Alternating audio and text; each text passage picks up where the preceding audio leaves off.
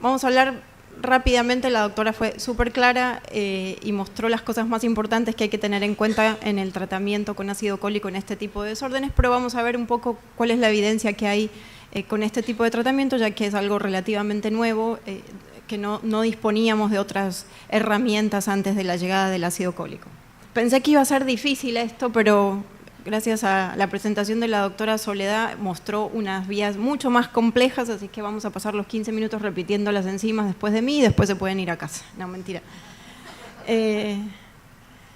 Recuerden que el 95% de los ácidos biliares son activamente reabsorbidos a nivel del ilion distal para recircular al hígado, solamente una pequeña porción de ácidos biliares es sintetizada diariamente.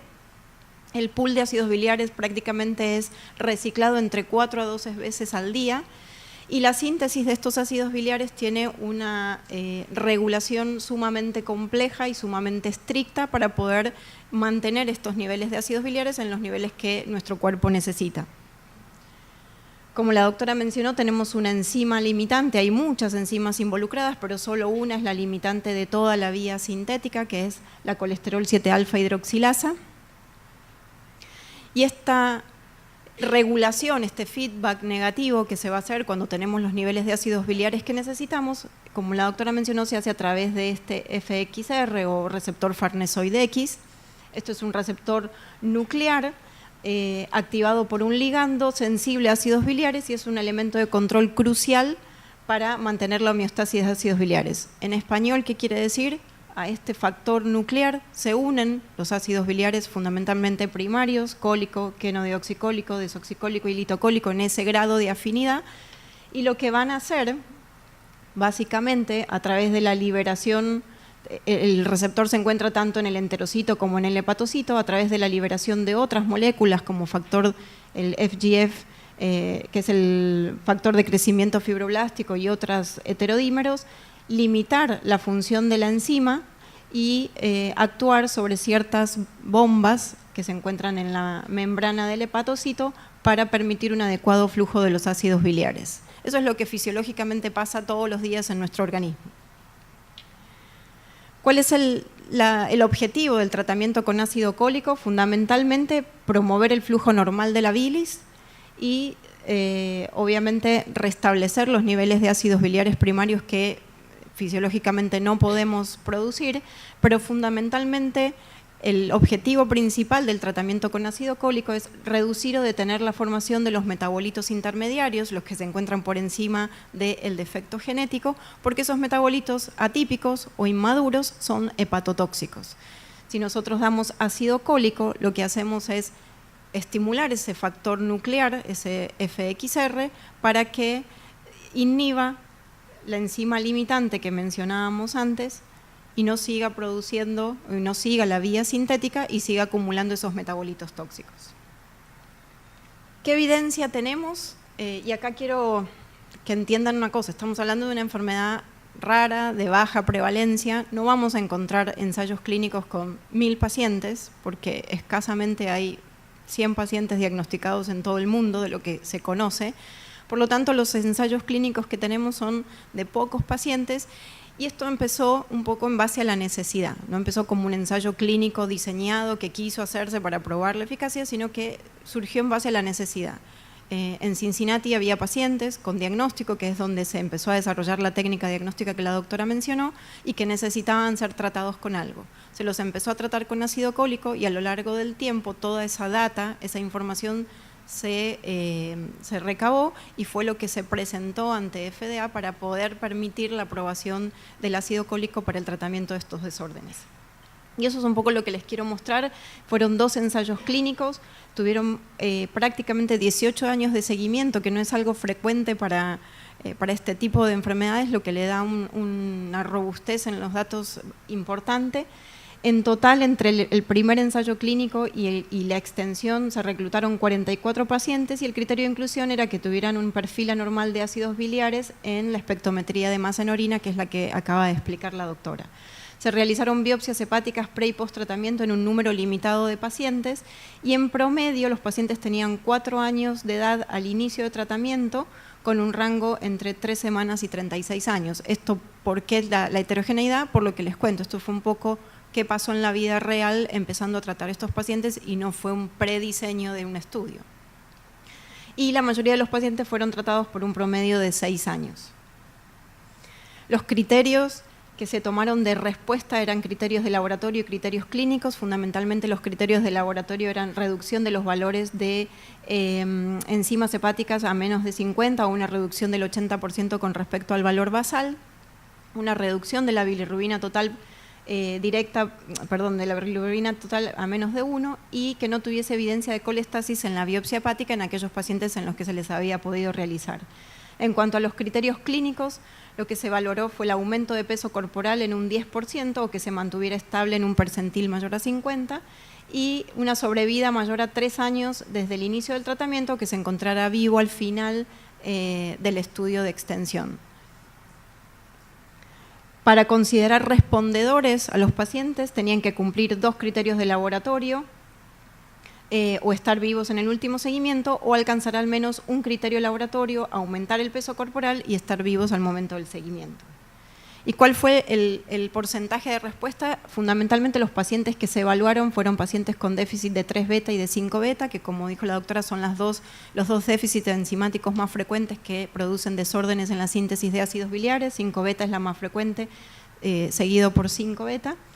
Y el grado de respuesta de estos 44 pacientes que pudieron ser evaluados al final del estudio fue del 64%.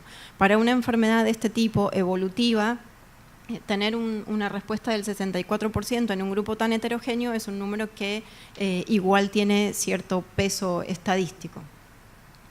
En 6 pacientes, las biopsias pre y post tratamiento mostraron una reducción o ausencia de la inflamación, con ausencia de formación de células gigantes y lo más importante es que la fibrosis permaneció estable y no progresó. En cuanto a la sobrevida, es difícil de evaluar sobrevida, sobre todo porque no hay datos de sobrevida de evolución natural de la enfermedad contra qué comparar. Pero lo que se pudo ver en ambos estudios es que en general el 66% de los pacientes sobrevivieron más de 3 años desde la entrada al ensayo y un 32% se consideraron sobrevivientes a largo plazo, que eran pacientes que sobrevivieron o que se mantuvieron en tratamiento y en seguimiento entre 10 y 24 años de haber ingresado al estudio. ¿Cuántos pacientes necesitaron trasplante hepático? 4 pacientes del estudio 1, fundamentalmente pacientes con déficit de 5 beta, y 2 pacientes del estudio 2. Piensen que estábamos hablando de algunos pacientes que entraron en tratamiento con 36 años de edad, donde ya tenían una evolución de la enfermedad y probablemente un daño que iba a ser muy difícil de revertir con el tratamiento, y es por eso que algunos pacientes llegaron al trasplante. ¿Qué otra evidencia vamos a encontrar en la literatura? Fundamentalmente van a ver que son series de casos. La serie de casos de las más importantes es una serie de casos del doctor González. Él hizo un estudio prospectivo de 15 pacientes con defectos de una sola enzima, fundamentalmente 3 beta y 5 beta, lo que venimos hablando. Todos los pacientes presentaban hepatomegalia, esteatorrea e ictericia al momento de la evaluación. La mediana de edad de comienzo del tratamiento fue de 4 años y la dosis media al inicio fue de 13 miligramos por kilo. ¿Qué tratamientos previos habían recibido estos pacientes? Lo que había disponible en ese momento, ácido urso desoxicólico en 8 pacientes con déficit de 3 beta que tuvieron una leve mejoría y en pacientes con 5 beta que no mostraron ninguna mejoría con el tratamiento con urso. Y fíjense cómo varían una vez iniciado el tratamiento tanto los valores de enzimas como de gamma GT y de protrombina, evidenciando la mejoría en la función hepática. Esto es en el momento que estaban con urso, el fucsia, y el azul ya muestra en el momento que empiezan con ácido cólico cómo baja francamente la bilirrubina, las enzimas hepáticas. La gamma GT no varía mayoritariamente, pero con el tiempo tiende a mantenerse normal, pero empiezan a mejorar los parámetros de función hepática. Y la última visita estamos hablando de una mediana de seguimiento de prácticamente 12 años. ¿Y qué pasa con los metabolitos en orina? mejoran los parámetros bioquímicos en sangre, pero ¿qué pasa con los parámetros en orina? Uno también ve, como mostraba la doctora, una normalización de esos perfiles bioquímicos, sobre todo cuando empiezan con ácido cólico, tanto el nivel de ácidos urinarios totales como los metabolitos intermediarios que empiezan a eliminarse, empiezan a bajar y es lo que permite normalizar el perfil bioquímico. A nivel de la histología hepática, lo que se vio es que hay una franca reducción de la actividad inflamatoria, con un cambio a nivel de la fibrosis. Y en cuanto al seguimiento, no hubo efectos adversos significativos con el tratamiento a largo plazo. 2 mujeres tuvieron 4 embarazos normales intratratamiento. El tratamiento permitió mejorar el examen físico, mejorar significativamente las pruebas séricas de función hepática y una evidencia histológica de resolución de la inflamación y no progresión de la fibrosis. Y la pregunta es, ¿por qué no urso desoxicólico? Fundamentalmente por lo que explicábamos, mientras que el ácido urso, debido a sus propiedades coleréticas, puede tener un beneficio temporal, y vamos a ver cierto beneficio en los pacientes en cuanto a mejoría clínica, fundamentalmente en los pacientes con déficit de 3-beta, la eficacia a largo plazo va a estar limitada por el fallo en regular negativamente el feedback, porque el ácido urso desoxicólico no tiene efecto sobre el factor, el FXR, el farnesoide X, por lo tanto no puede frenar la síntesis continua de ácidos biliares atípicos que van a seguir acumulándose y van a seguir teniendo el efecto hepatotóxico que normalmente tienen. En cuanto a seguridad, los efectos adversos o las reacciones adversas que se reportaron, como pueden ver, en general no son severas: diarrea, esofagitis por reflujo, lesiones en piel, náuseas, pero todos son reportes aislados. Durante el tratamiento, 7 pacientes del ensayo 1 y 3 pacientes del ensayo 2 tuvieron un empeoramiento en las transaminasas, en los niveles de bilirrubina y en la colestasis a nivel de la biopsia hepática, pero esto se atribuye fundamentalmente a progresión de la enfermedad de base, probablemente porque eran pacientes que cuando iniciaron tratamiento ya estaban con una evolución importante de su enfermedad. En cuanto a muertes, en el ensayo 1, que fue el primero que tuvo 18 años de seguimiento, hubo 5 pacientes que fallecieron y todas las muertes se atribuyeron a progresión de la enfermedad hepática subyacente, y en el ensayo 2 hubo 2 pacientes que fallecieron, pero ninguna de esas 2 muertes estuvo relacionada ni con el tratamiento ni con progresión de su enfermedad. Simplemente mostrarles gráficamente en cuánto tiempo yo empiezo a ver la mejoría.